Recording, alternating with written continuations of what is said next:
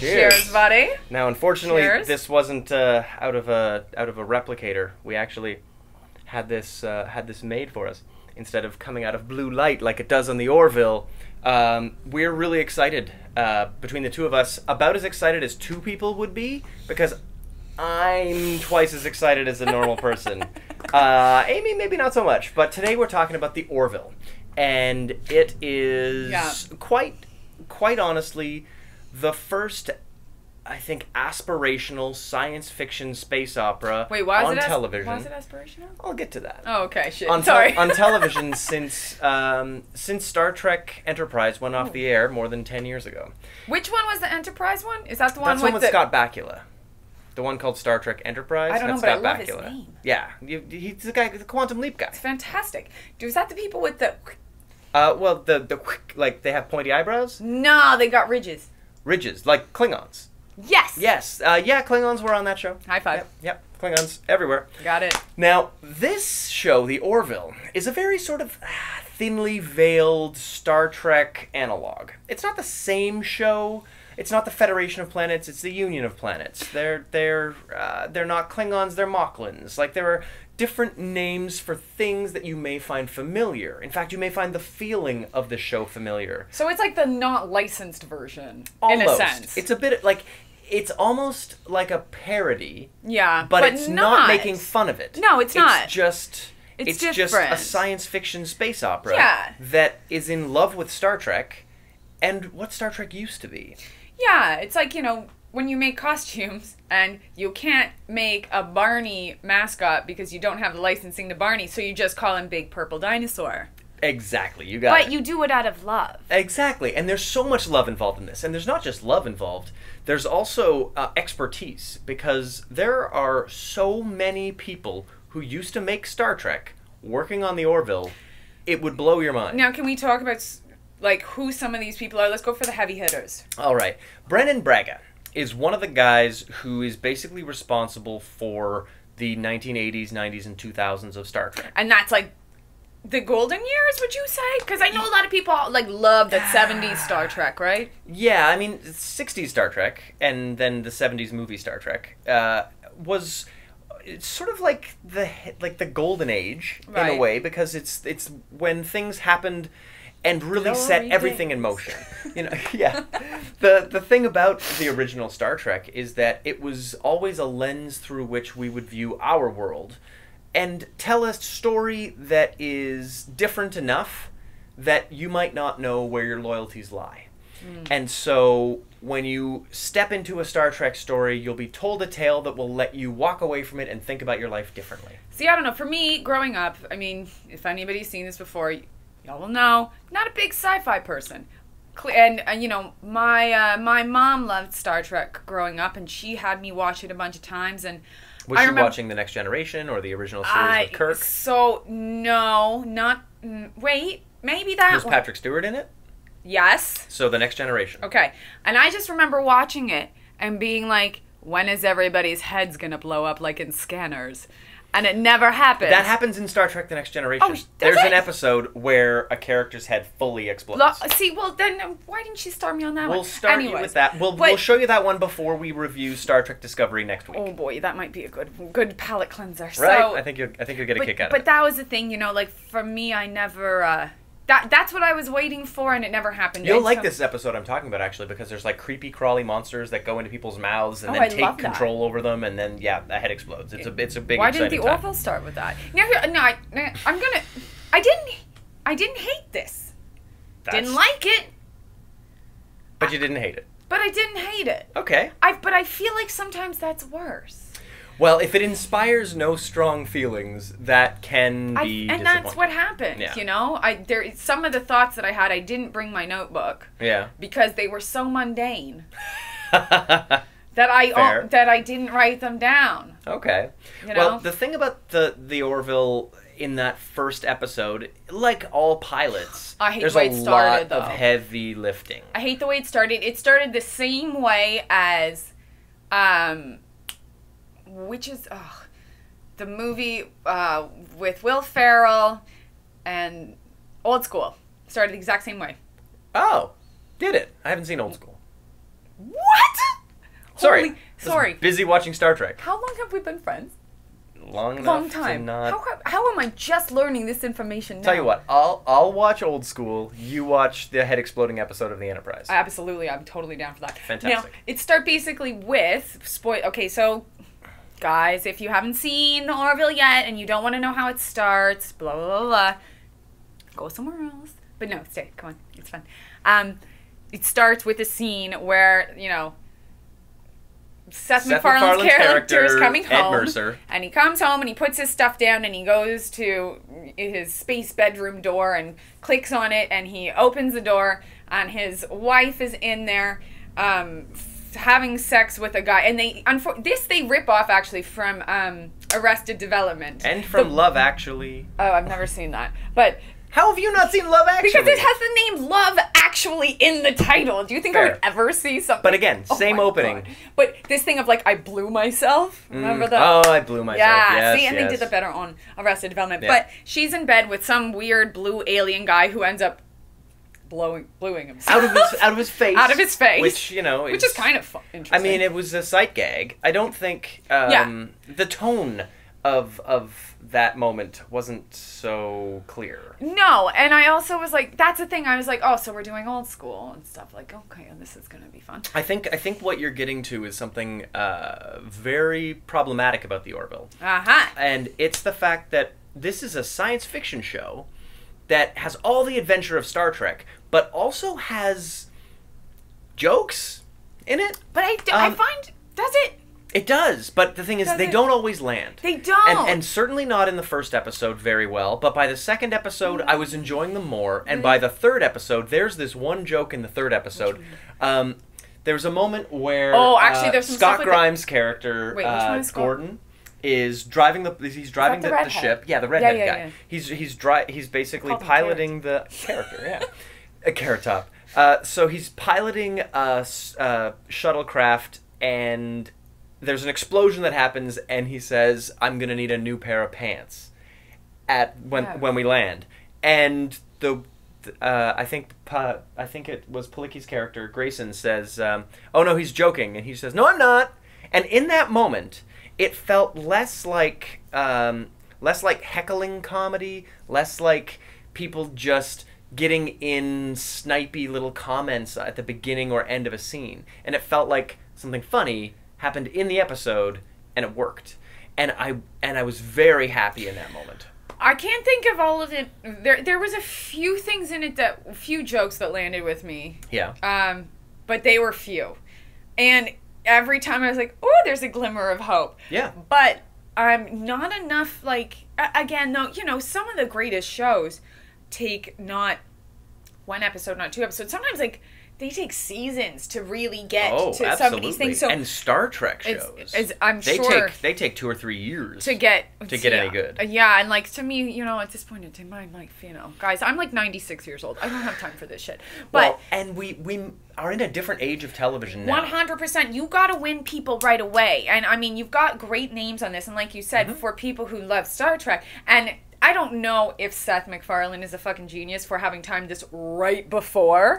I think it's a wild coincidence. Is it a wild coincidence? It's a wild coincidence that it's happening now. Because it's a fucking amazing coincidence, or it's the worst coincidence. We're not sure yet. Here's the thing. Star Trek Discovery was supposed to come out in January. Oh. Yeah, Discovery has had a lot of problems. Well, it's funny. They filmed this here as well. Discovery was filmed here. Yeah, so one of the things is that, you know, we know a lot of people who have worked on it. Yeah. Which is part of why it'll be interesting reviewing it next week. It's going to be interesting reviewing it next week. So tune in. So I'm going to watch more sci-fi. Yeah, you'll have like 5 hours of sci-fi in you. So excited for 5 hours of sci-fi. Right? Yes. Yeah, you'll like it. Yeah.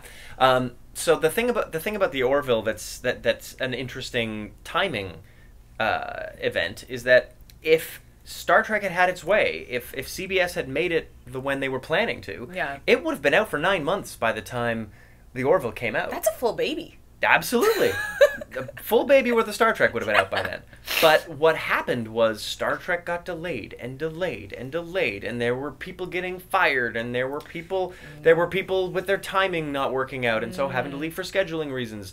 Star Trek had some serious problems, but hopefully it is in the event of getting it right.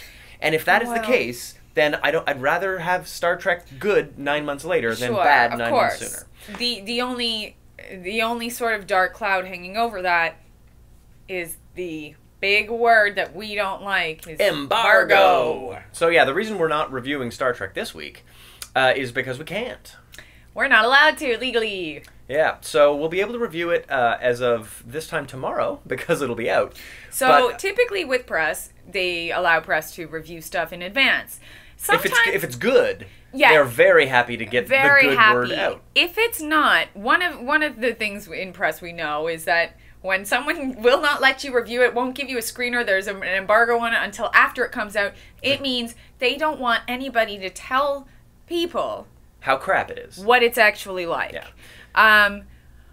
Or, you know, there's this eternal optimist in me that it's like, it's so good that they just want everyone to know how great it is on their own. I think it's a really interesting strategy for Star Trek. Well, we'll find out if it's interesting. There are going to be so many people who are going to hate any new Star Trek. Yeah, but everyone said that about it. But there were Star Trek fans who hated The Next Generation, and there were Star Trek fans who hated Deep Space Nine. Like, there's always going to be a bunch of people who love this that don't like this new thing. But if there are enough voices that like it, then yeah, but the problem is right off the bat, you've got to give people a voice, and by like literally legally stifling those voices. Yeah. I mean, it's not even voices good or bad. At least that way someone's talking about it. Yeah. That's my issue with it. But with it, you know, it's same thing. How many people were like, immediately like, no, never, you can't. And then it breaks every record. And it's broken every record. Yeah. Why did I just censor myself? I don't know. That was weird. Maybe because we're doing science fiction and it's aspirational. Oh, maybe. So let's get to the idea. Aspirational idea. The idea of aspirational. Look at the Hunger Games, or I never saw that. Okay, or Divergent, or all of those never saw those. They're or Terminator. Oh yes, all right. So that's dystopian, sad planet sci-fi. Yeah. In the future, something awful happens. Here's our challenge. Story begins. That's dystopian science fiction. What we're talking about with aspirational science fiction is 400 years from now, if mankind has managed to not Trump and Kim Jong-un ourselves into obliteration. So it's like my original one, the Jetsons. It's like the Jetsons. That's what I grew up on. The idea that we, as a species, get past this petty bullshit, this idea of money, this idea of otherness, and this class, idea of class and fear and race hatred. We get past all of that as humans, and we go out into the universe together. That's the aspirational aspect of this. And it's what's been missing from science fiction quite a bit. What? And that's what Valerian gave me at the beginning again. Yes. The beginning of Valerian really had that aspirational, beautiful idea that, yes, we win, we succeed, we get past this childish age we're in right now. We're civilized enough to fucking, you know. Right? We all know at the end of the day, you know, all 98% of us have the same idea. It's the 2% of us that don't. Yeah, and they have all the money. Right. But now, the interesting thing is that there's this thing called the Fermi paradox that says, if there are so many planets out there, because there are so many stars out there, why have we not had a conversation with an alien yet? Come on. Okay. And so one of the main elements of why we probably haven't is that they likely kill themselves before they can. That's the sad thing. Like, there was a moment there as humans in the 70s and 80s where we were one guy's finger away from mutually assured destruction and wiping the slate clean, destroying everyone on Earth. But the Soviets and the U.S. stood down, and now we're at a time when we kind of can't do that. Bring it back to the aspiration. This got dark real quick. So the aspirational quality of the Orville that is so beautiful, and that hopefully the new Star Trek series has as well. Although there are elements that say maybe that's not what they're doing. But the hope is that with Star Trek and the Orville, we're entering a new time when cynicism about our future isn't cool, isn't in vogue, isn't the stylish thing to do. Looking at our future and saying, wouldn't that be great? Well, it's almost in like I found some parts of these 3 episodes were almost in a Black Mirror kind of way. So, for example, there was, I think it was in the first episode, where it had to do with them when they became, when Seth MacFarlane's Ed Mercer, and then his ex-wife, Grayson. Or wife is soon to be ex-wife. We don't know. They're not getting along so well, but they still have to work together. Yeah. Commander Kelly Grayson. They end up becoming exhibits in a zoo. Oh, the second episode, yeah. Is that the second? Yeah. And so, and it was interesting. To me, it was a very interesting thing. But again, remember before when I texted you, I was like, I don't like fucking morality shoved down me. I don't like this thing. Now, but that was a bit interesting. Yeah. I found it quite interesting. Well, and I found it also kind of felt almost in like the market in Valerian. It felt very Valerian, yeah. like in that sort of way. Well, and the thing about that episode that's so fascinating is that the very first episode of Star Trek, the pilot before the pilot, is called The Cage. Wait. The very first episode of Star Trek ever? The pilot that... What year is this? CBS, this is 1955. Oh, I think. Like 1922. Like, this is back when it was a radio show. Yeah. Basically, the storyline of the second episode of the Orville is a callback to... Oh, wow. Yeah, to The Cage, which is so an episode where... you're not fucking kidding when you say that this is... This is a modernization of a lot of really deep-cut Star Trek. Wow. The third episode, even more so. No way. Yeah, so okay. The Cage is a little bit what they play with in the second episode, and it's beautiful to see. And then Measure of a Man is an episode of The Next Generation, where, do you remember the character Data, the robot, the yellow guy with the headband? No, that's Geordi. Oh no, he was a blue face, white face. He was like a white face blue guy with blue eye, with yellow eyes. Yeah, but he was more he's a robot. He was like a mint green. Yeah, he was sort of mint green at that point. And he talked like this. Yeah. So Data is basically on trial for whether he is property or whether he is a person. And was he wait? No, that's Star Wars. No, I know, but was he like that as well? Was he property or person? He's property. Yeah, C-3PO is property. Sad. A little bit, yeah, right? So wait, is Data property or person? Here's the thing. There was an entire trial in Measure of a Man about whether he was property or a person. And the big thing about it was that Riker and Picard were on opposite sides of the debate. Which one's Riker? Riker's the, like, really hunky one with the beard, and then Picard, oh, that guy! Yeah. Fuck that guy! Well, he's great, and he's actually also, he's directing episodes of the Orville as well, because he's a director. Yeah, and he directed one of the best... he's one of the best Star Trek directors, actually. He did First Contact. He's the best. He's great. I met him, actually. He's quite a delightful guy. So this sounds almost like 12 Angry Men. A little bit like 12 Angry Men, and the cool thing about that episode is that... I'm interested now. Well, yeah, see? Shit!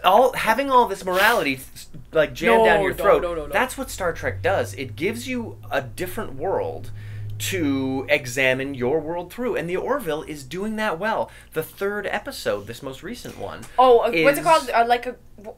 Think like a man or like a woman? About a Girl. About a Girl was the name of the episode, and the general story is that the Moclan race, which are sort of stand-ins for the Klingons, but not exactly. Okay, now first, wait, hang on. The guy that plays the...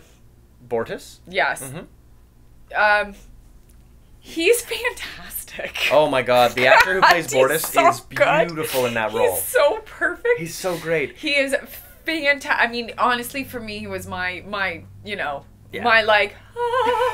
I saw him come on screen. Yeah, Peter Macon is wonderful. Yes. And he plays this character who belongs to a unigendered race. There is only the gender of man.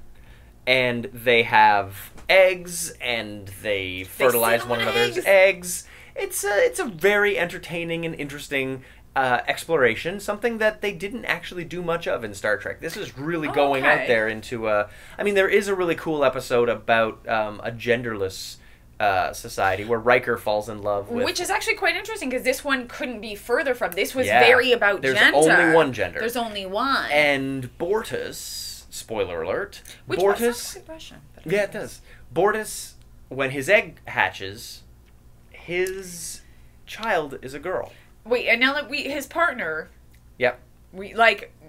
This whole thing has to be, Okay, and to be fair, his partner, Creighton? That's the thing. I called him Craig.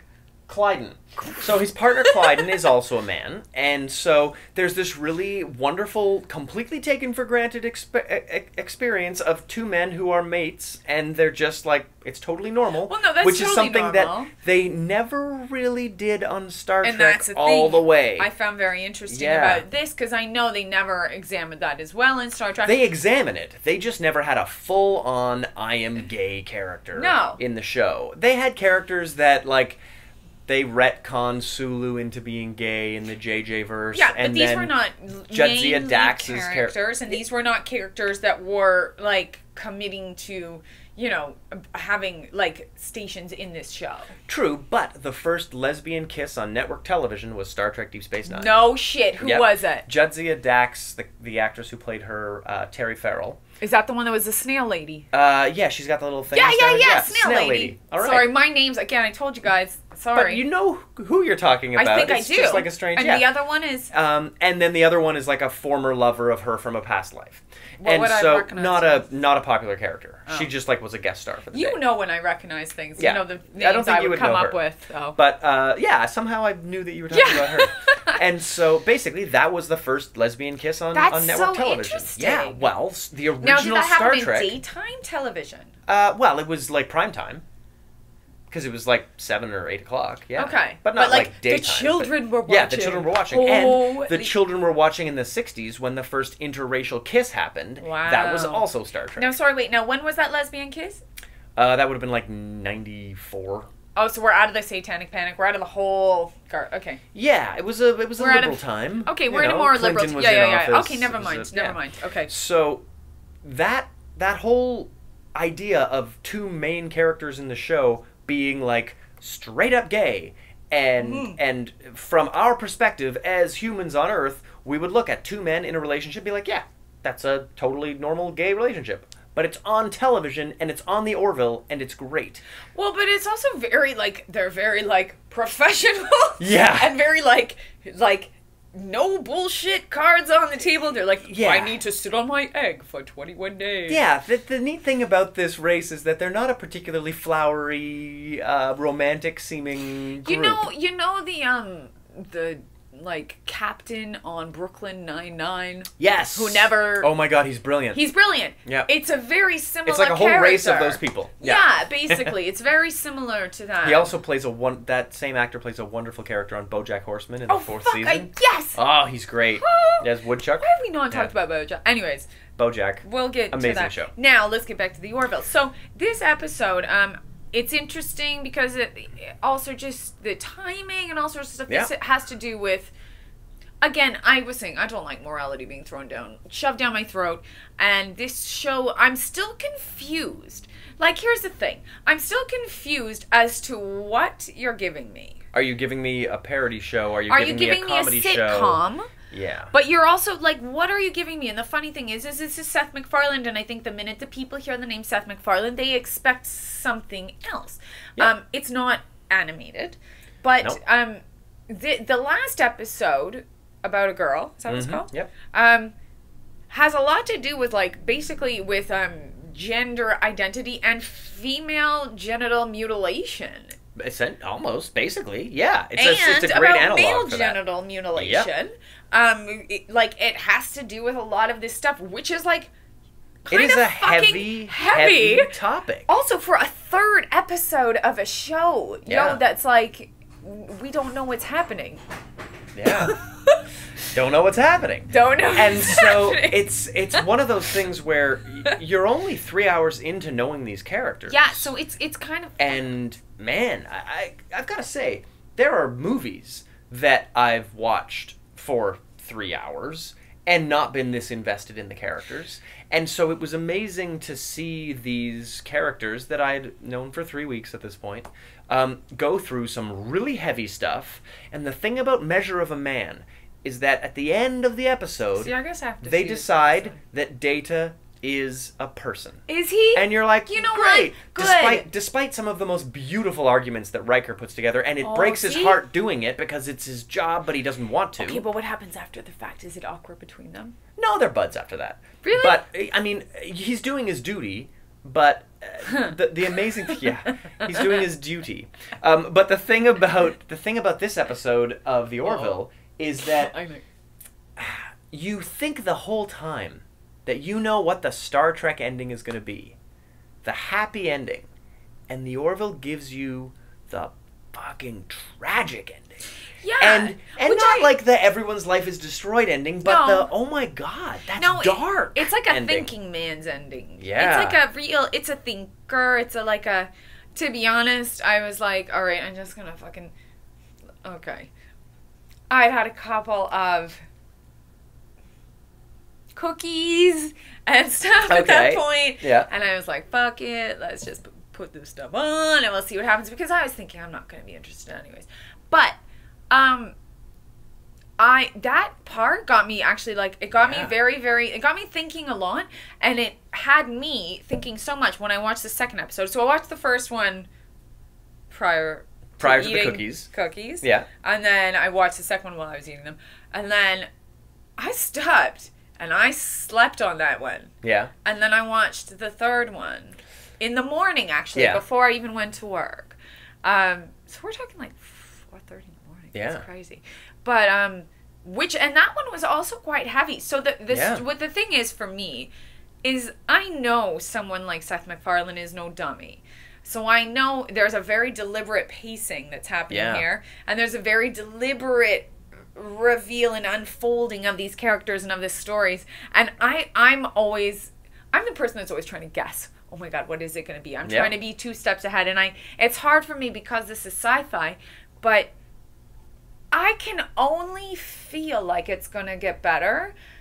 It's going to get more intense, and it's going to get, like, it's not just going to be to me like a...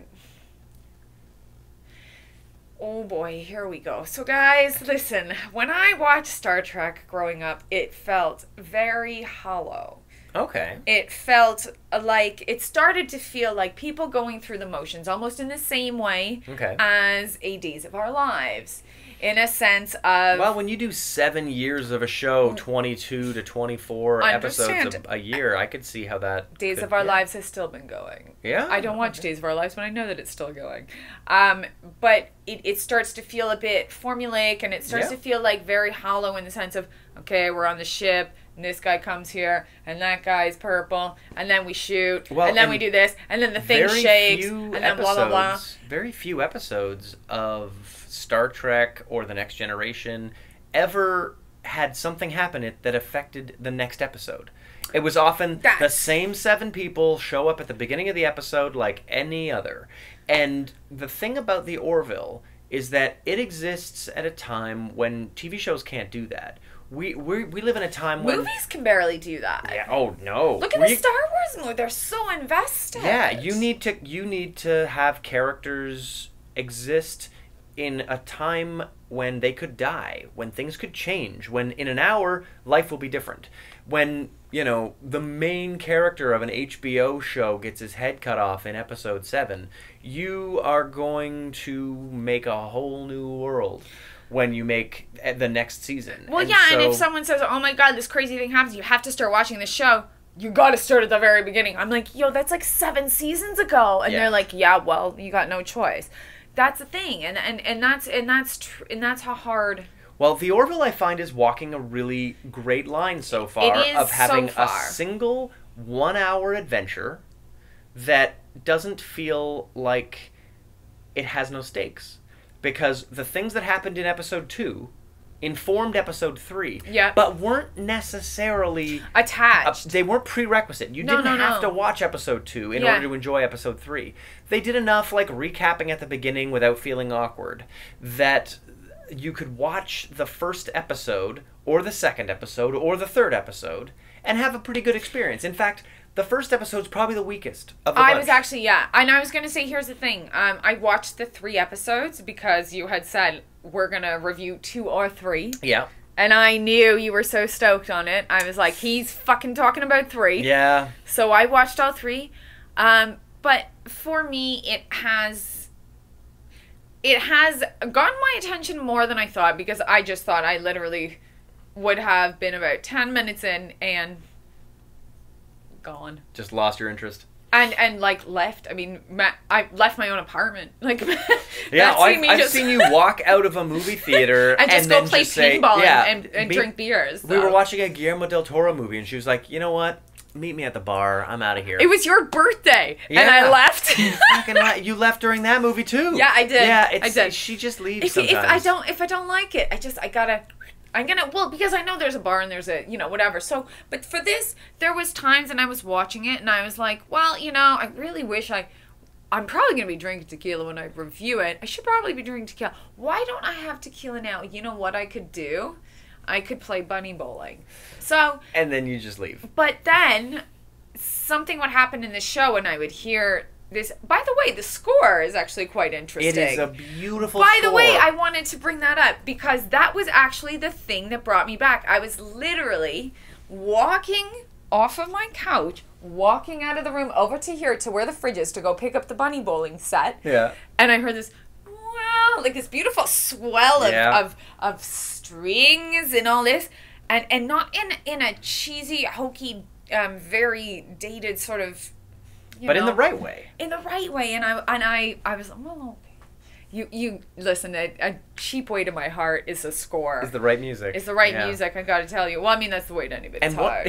And one of the things I love about the Orville is that they have brought, and I think this was something Seth MacFarlane was very specific about. They are playing in that legacy of beautiful orchestral scores. It's very, actually, it's quite lovely. I've got a question for you. Now, I hope you know the answer. Uh-oh. As far as the effects go, and some of the makeup is fantastic. Yeah. Is this practicals? Almost everything's practical. Norm Macdonald's character is the only one that's Wait. Norm Macdonald is on this show? Yeah, Norm Macdonald plays this glob of... I know who... Oh my god, that's him! Oh, that's him. That's right! I was like, I know that voice. Norm Macdonald plays like a glob of mucus, and he's trying to pick up this chick. With some kind of, and mucus she's like, penis? Listen, well, I think at that point, because I had been eating, anyways, I was doing one of those, eyes are closed, listening to the movie thing at that point. But I remember her saying something about, our species don't mix that way. Yeah. And he was like, what are you talking about? It's okay. But I knew that voice, and that was him. Oh, but I saw him at first, and he was like a yellow kind of globule thing with a mouth. Yeah, basically. Now, that's CGI, clearly. Yeah, that's the only CGI character. Do you know who's doing the makeup? Effects? No. That I don't know. I couldn't tell you who did the makeup on any Star Trek thing ever, because that's just never really been my thing. You're talking about 17 million generations. Yeah. But I will say that a lot of this is actually quite impressive. It's great. They have somebody very good. There have been very few moments. There's one, on Bortus's nose, there are a few spots down here where I'm like, I can see the seam of the latex, but it's for the most part. And Bortus has full body silicone all over him. It's and latex. It's an amazing bodysuit. When you saw that, was that the pilot? I don't know. No, it was in the third episode actually. Okay. But the full body makeup on some of these actors is just incredible. Yeah, I gotta say, even when that guy in the first episode, when he blew himself, I mean, it was a funny, silly sight gag, and it looked. I mean. But it worked. It worked. It was a practical It was really funny, and it worked. It felt a bit trauma, which I love. Yeah. So you had me with that. But I do appreciate that, and I don't, we're probably going to watch more of this. I'm going to watch the entire season of this show. I'm really enjoying it. I'm going to watch another one? Watch See what I'm you think? going to watch it. I will. Cool. Well, Jon Favreau directed the first episode. And Jon Favreau, who also was part of Old School. Yeah, okay. By the way. And he's done lots of films. He did Maid. He did... Iron Man 1 and 2. That's right. He did one recently that I saw that was very annoying about food trucks. And I was Chef. What the fuck was that? He also did... Cowboys versus Aliens, which is just the worst. Oh, no. And then they had Zombies versus Strippers, which was later. Oh, probably better. But he's not involved. No, probably better than that was Cowboys the Aliens. Sanny of the Sony. Oh, gotcha. And that had Robert Englund. Anyways, we're getting off topic there. But there's some really top talent involved in making this show, and I think there's a great mix of freshness because you've got people like Seth MacFarlane who has never made a space opera before, and then you've got people like Brendan Braga who directed About a Girl. He is Seth MacFarlane's. I mean, he made American Cosmos. Dad. Yep. And that's partially sort of he's got like. Well, there's an alien in there. Yeah. But it's not a space opera though. No. It's not a space opera. It's not. There's not a whole lot of space operas. You'd be surprised. I could name you a lot of space operas. Do you consider The Apple a space opera? The Apple? What are you even talking about? You've never seen The Apple. Oh, whoa! Is this a movie or a TV show? Yeah, it's a movie. Okay, space operas are usually TV series. Wow, this is... But maybe. Okay, this is a whole other conversation. Okay. Now, for me, see, with things like this, you get a very interesting contrast because you get someone like me who is a horror person who knows nothing about sci-fi and whose attention span to sci-fi is pretty minimal, and then you get someone like Matt, where within about I'd say 8 seconds of any episode of Star Trek: The Next Generation or Deep Space Nine, I could tell you the name and season of the episode. Holy fuck! Like the title of the episode, I could tell you. And when it comes to horror, it's reversed. Yeah, for that's us. all you. So for you guys, like. I hope it's interesting for you to hear from someone who knows jack shit about nothing about sci-fi, but as someone walking into it blind, and especially for those of you who are writers and directors and special effects artists and score creators, like I hope it's interesting to you as like a weird sort of like market research sort of experiment. I mean, you've totally bought into the music of it, and you love the makeup of it. And 100. It's interesting that those two things are able to give you an in to something that you otherwise wouldn't necessarily sit down to watch. For sure, and that the morality of it, while I hate it, are the things that actually I have found the most interesting. I found Rihanna's story of being a refugee in Valeria, and I found very interesting. In this, I found the zoo being, captive zoo animals very interesting. I found this whole thing about changing genders and being, and genital mutilation I found quite interesting. The question is, did I like the Orville? Yeah, if you had to like give it a very simple one of these for the Orville, what would it be?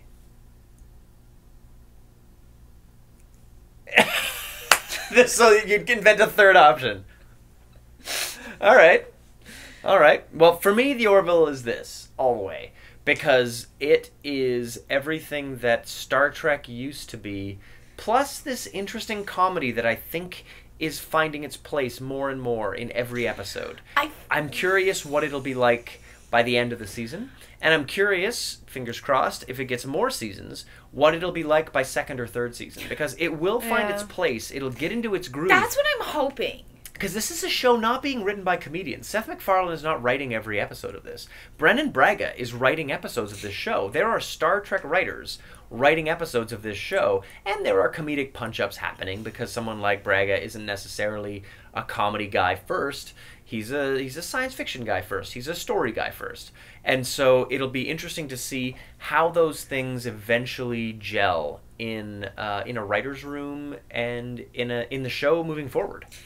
For me, I feel like it has more chances of going someone better than worse. But I find for me one of the most annoying things. I'm someone who is either very I have no middle ground. I have very little middle ground. It's hard for me to be like, I have no feelings about this, or I don't know if I have an opinion. Yeah. I don't have one. You don't have an opinion? I don't think so. Well, it's not that I don't have an opinion, but it's not strong.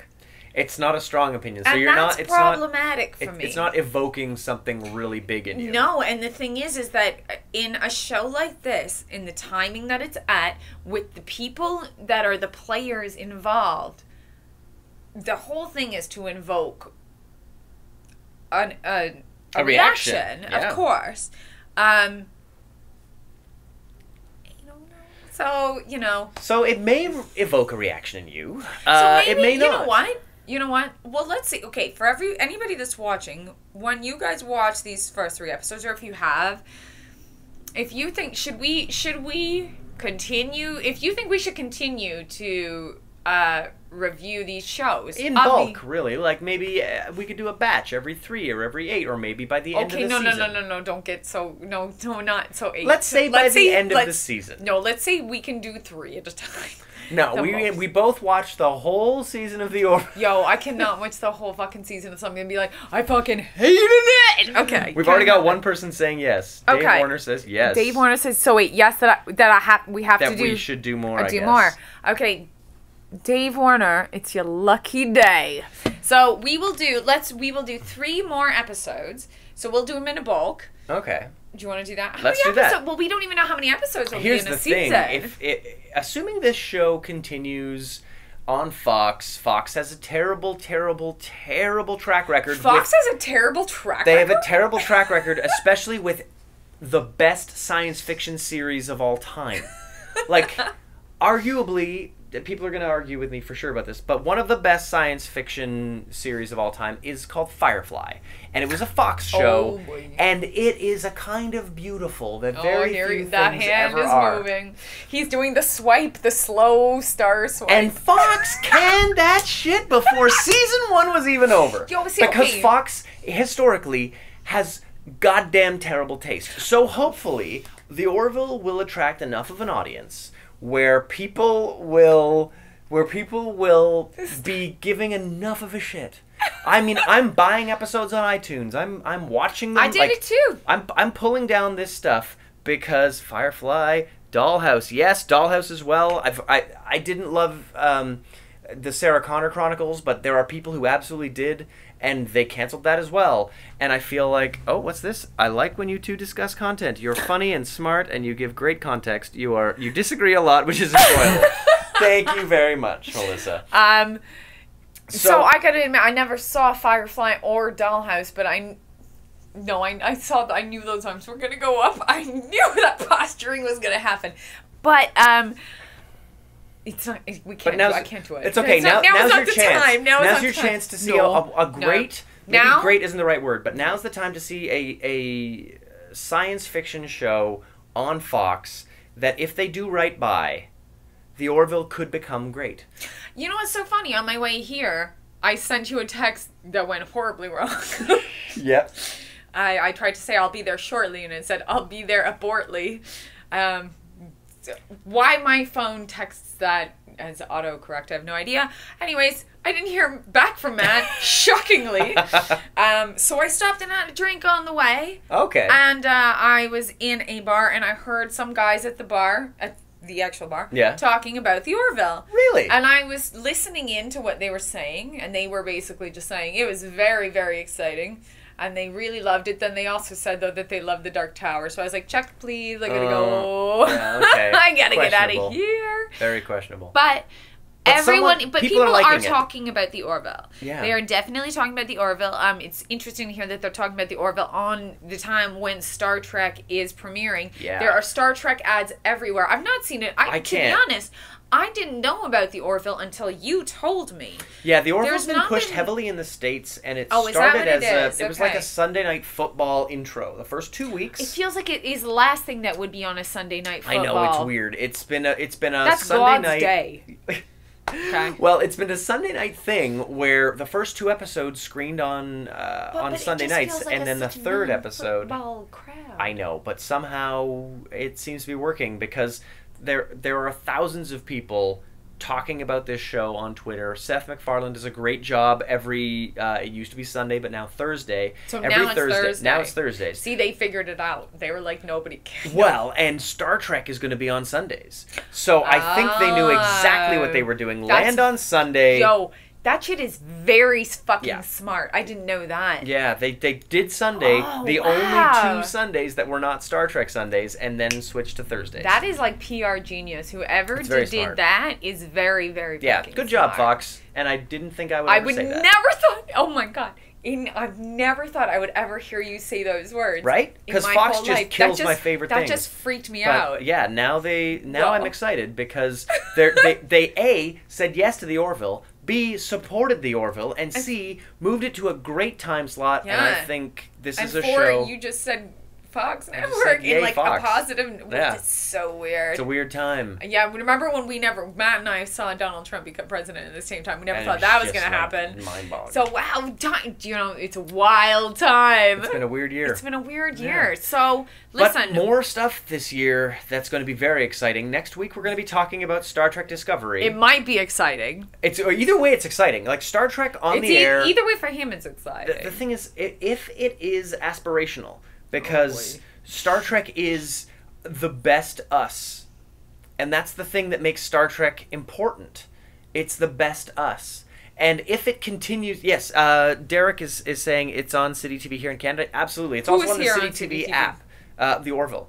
Oh. It's on the City TV app in Canada. So if you download the app, you can watch it. There's commercials on the app. But you don't need cable, which is great because nobody wants cable. Thank you, Derek. But Star Trek is our best...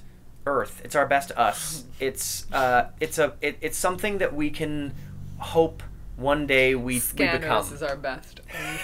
Right? Scanners is our best Earth. Well, for some of us. But I feel like if Star Trek manages to do that, if it manages to have the heart of Gene Roddenberry in it in Discovery. I will give you this. That guy had he was magical. Who? Gene Roddenberry. Gene Roddenberry? My God. Oh, Gene Roddenberry's stuff is so wonderful. Beautiful. Yeah. So if Star Trek Discovery manages to keep Roddenberry's heart at its heart, then I think we could have a great show. And by this time next week, you and I will be talking about it. So we will see.